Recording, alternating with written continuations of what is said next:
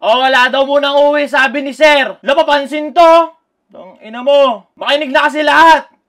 At ito ang 10 utos ng Facebook. Number 1. Thou shall not bida ng taon. Ito sakit to ng halos karamihan. Diba? Sakit ng halos karamihan sa Facebook. Mapa-shared post, mapa-caption, puro tungkol sa panghihila pababa. Sino ka ba? Bida ka? Diba? Ba't mayat maya pakiramdam mo hinihila ka pababa? Diba? Tapos makikita mo, yung nagsishare post nung tungkol dun sa keso, hinihila daw siya pababa. Diba? Wala daw sumusuporta sa kanya. Antayin daw yung resulta. Ilang taon na nakakalipas, ilang taon na siyang nagsishare post ng ganun. Wala namang nangyayaring maganda sa buhay niya. Huwag sana tayong bida kasi ang sakit sa mata eh. Kita mo yung kirat na yung kanong mata ko, di ba? Last year ka pa ganyan. Last year ka pa ganyan. Last year pa may humihila sa'yo pababa. Sino ba yon?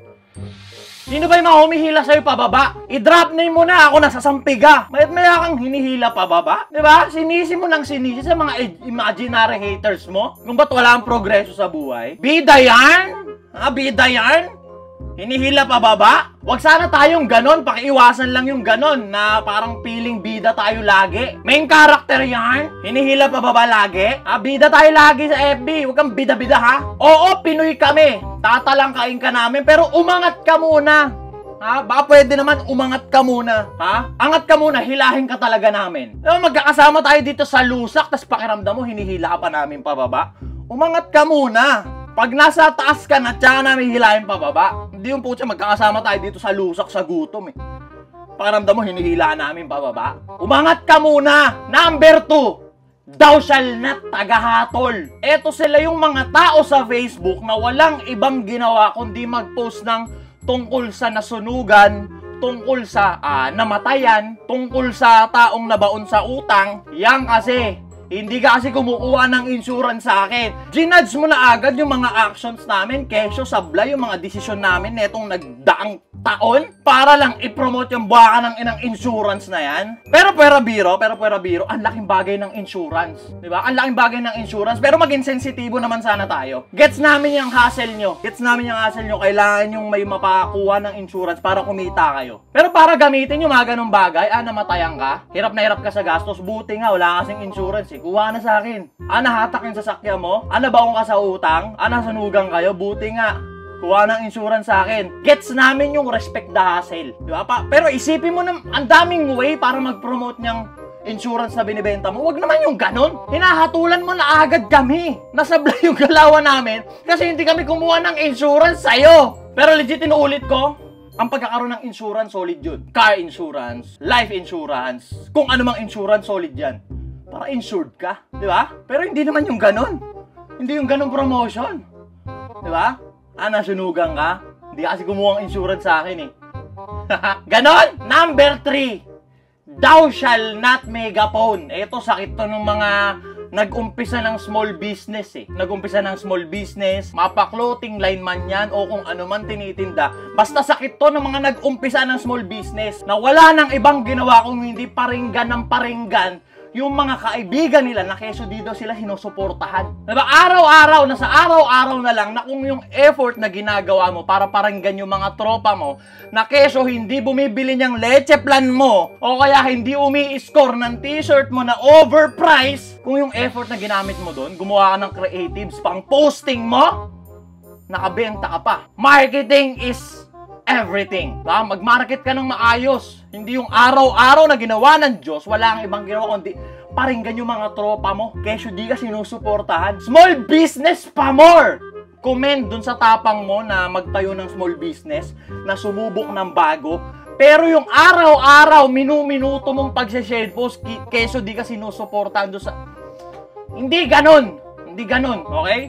Magtinda ka o magtitinda ka, mag-small business ka o mag-small business ka. Tigil mo yung parinig mo sa mga tropa mong keso di tumutulong sa'yo. Hindi sumusuporta sa'yo. Hindi tumatangkilik sa'yo. Di ba? Tanda ko nun si Lashley. Labas ang clothing, di ba? Labas ang clothing. Tinda ko. 750, 800. Sabi ni Lashley, sa Nick Automatic, 500 lang eh. Hindi sa Nick Automatic ka bumili, Lash. Di ba? Walang pilitan para sa may gusto lang. Tropa ko yun ha. Ba't ganun? Sa Nick Automatic, 550 lang. Hindi sa Nick Automatic ka bumili. Ganun lang kasimple. Walang pilitan dito. Walang pilitan, no hurt feelings, di ba? Walang samaan ng loob. Gets? Number 4 sa ating listahan, thou shall not ex Viva Max. Ito, sakit ng mga babae to. Diba? Malubhang sakit ng mga babae to. Ang ginagawa nila, mag-i-story sila or magpo-post sila ng video nila na nagtututuwad silang ganon, nagtututuwork silang ganon.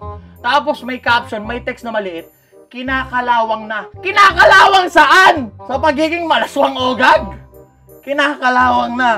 Ang alin? Kinakalawang na. Nagtutuwork silang ganon, sobrang laswa. Bakat na bakat yung kipay, ang igsinan short.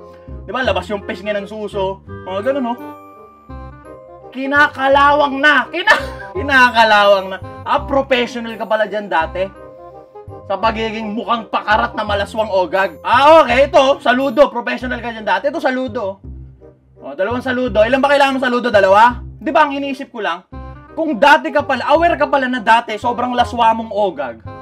Tapos gagawin mo uli ngayon, kesyo kinakalawang ka na, ba't ginawa mo pa? Diba, tumino na pala yung utak mo, tinigilan mo na pala, ginawa mo pa ngayon, tapos caption mo, kinakalawang. Tinigilan mo na pala, binalik mo pa, ba't binabalik mo pa? Huwag mo nang ibalik, baka makahawa ka pa. Ang sakit to sa mata eh. Diba, nakakabadri po yung ganyan, kasi nakakahawa sila. Pabata na ng pabatay, nagta-thirst trap. Diba, magugulat ka, 15 to 16 years old, ang mini-mission na nila, maging masarap sila. Putya kami noon, yung mga kabats ko noon, 15 to 16 years old, ang mini-mission. Palitan ng stationary eh. Di ba palitan ng stationary, pagalingan gumawa ng loom bands, pagandahan ng doodle. Tapos ngayon yung 15 to 16 years old na babae, ang mini-mission, maging masarap daw siya.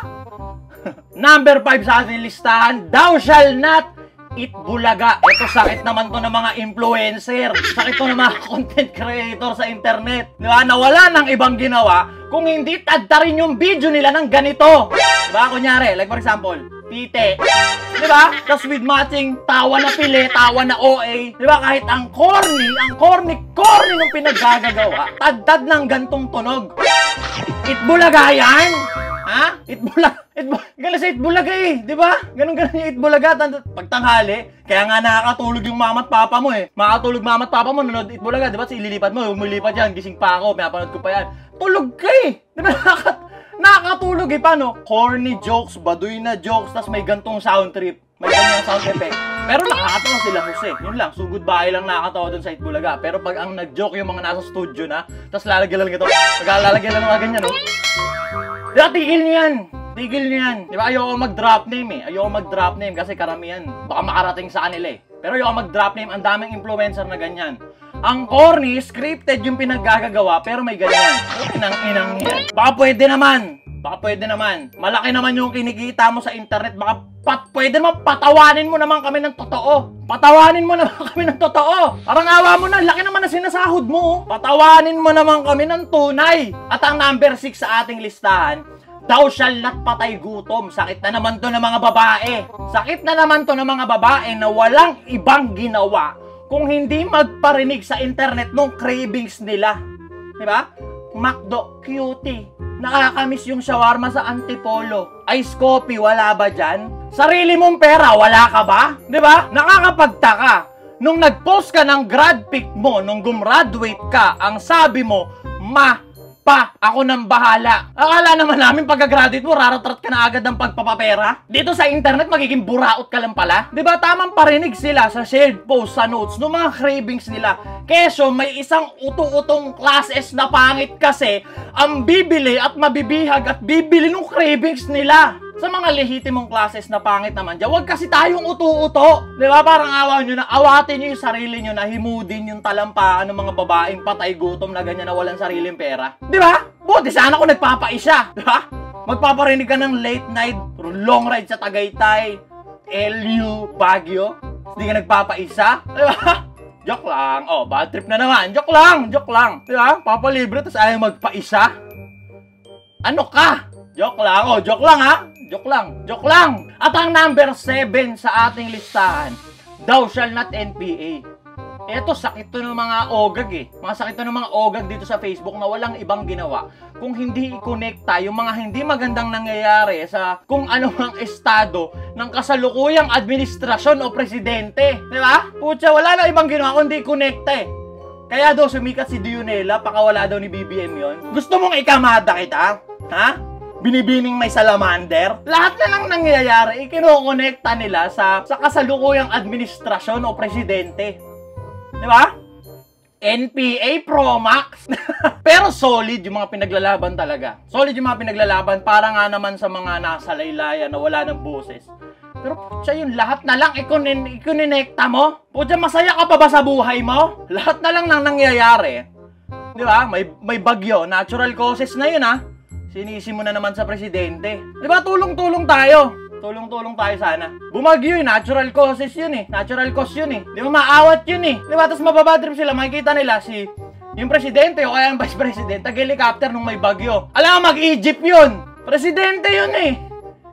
Alam, mag-Egypt yun. Presidente ng bansa yun eh. Diba? Wow, may bagyo, naka-helicopter. Habang kami dito, binabaha. Puta, presidente yun. Presidente yun. Ikaw nga, hindi ka pa SK. Piling main character ka na eh. Ang arte-arte mo na eh. Linti ka na magreklamo pag amoy putok yung grab driver eh. Diba? Naghanap ka ng comfort, naghanap ka ng convenience sa buhay. Kung presidente ka, minamando mo yung bansa, natural lang, putya, pinaka-safe yung gagalawan mo dapat. Pera ng bayan yan. Pera ng bayan yan. Ginagastos, naka-helicopter. Anong gagawin? Kawang gawa? Tatakbong presidente? Tapos kawang gawa? Galing sa sariling bulsa yung panggastos? Lahat ng yung mga yan, lahat ng tumatakbo na, lahat yung kupa, lahat yung magnanakaw, lahat yung may pansariling agenda. Di ba? Ang hanapin mo na lang kung sino yung may pansariling agenda, magnanakaw, pero at the same time may ginagawa kahit papano. Walang tatakbo yung matuwid. Sino? Sino? Yung presidente mo? Matuwid yan?